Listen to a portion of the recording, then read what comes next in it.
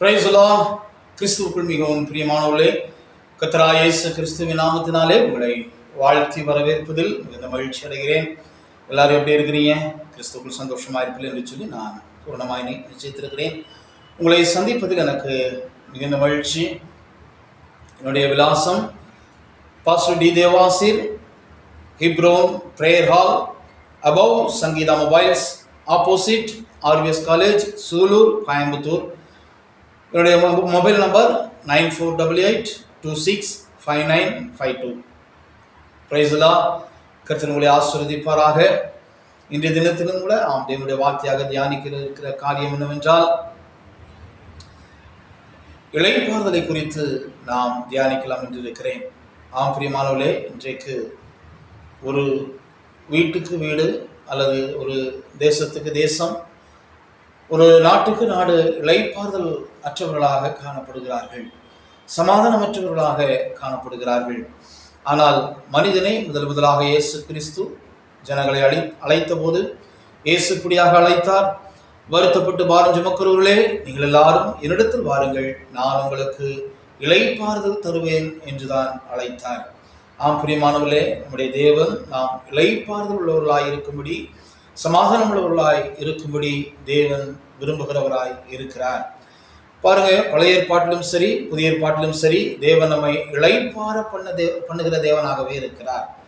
நம்மை பதைக்கிற ஒரு யுத்த களத்திற்கு அல்ல, சமாதானம் உள்ளவர்களாய், சந்தோஷம் உள்ளவர்களாய், பதறாத இளைப்பாறுதல் உள்ள வாழ்வுக்கே தேவன் நம்மை அழைக்கிறவராய் இருக்கிறார்.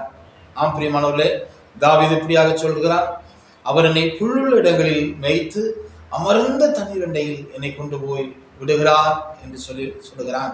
பாருங்க, ஒரு மேய்ப்பனுடைய இருதயத்தை அவன் எவ்வளவாய் அறிந்து வைத்திருந்தான். அவன் எவ்வளவாய் தேவனை அறிந்து வைத்திருந்தான், அவன் இப்படியாக எழுதியிருப்பான். பிரியமானவர்களே, ஒரு அமர்ந்த தண்ணீர் என்பது சமாதானம் உள்ள வாழ்வு. பொதுவாக ஆடுகள் ஒரு பதைக்கிற ஒரு சத்தத்தின் இடத்திற்கு, சத்தமாய் தண்ணீர் விழும் நீர்வீழ்ச்சிக்கு அதை போக விரும்புவதில்லை. சத்தம் கேட்கிற இடத்தில் ஆடுகள் தண்ணீர் குடிக்க பயந்து விடுகிறது. அதனால தான் மேய்ப்பன் அமர்ந்த தண்ணீர் அண்டைகளுக்கு அவைகளை கொண்டு போய் விடுகிறவனாக இருக்கிறான். பிரியமானவர்களே, நம்முடைய வாழ்க்கையிலும் கூட சமாதானத்துக்கு விரோதமாக, இளைப்பாறுதலுக்கு விரோதமாய் நம்முடைய வாழ்க்கையிலே எழும்பும் எந்த காரியத்திற்கும், எந்த ஒரு சூழ்நிலைகளுக்கும் நீங்கள் இடம் கொடாதீர்கள், அதற்குள் போய் சிக்கிக் கொள்ளாதீர்கள்.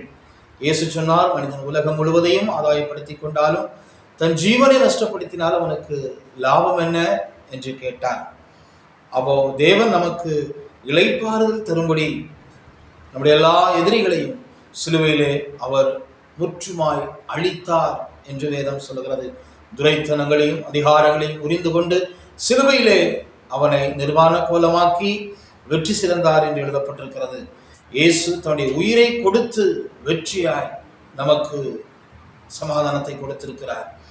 இப்பொழுதும் நீங்கள் எதிரிகளற்ற இளைப்பாறுதலில் வாழ தேவன் கிருபை செய்வாராக.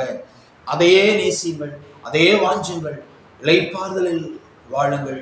தேவன் உங்களுடைய வாழ்வை மிக அற்புதமான அழகான வாழ்வாய் மாற்றுவார் என்பதில் எந்த சந்தேகமும் இல்லை. கர்த்தர் தாமே உங்களை ஆசீர்வதிப்பாராக. இளைப்பாறுதல் உள்ள வாழ்க்கை வாழ தேவன் நமக்கு கிருபை செய்வாராக. God bless you. Praise the Lord. கர்த்தர் உங்களை ஆசீர்வதிப்பாராக. ஆமென்.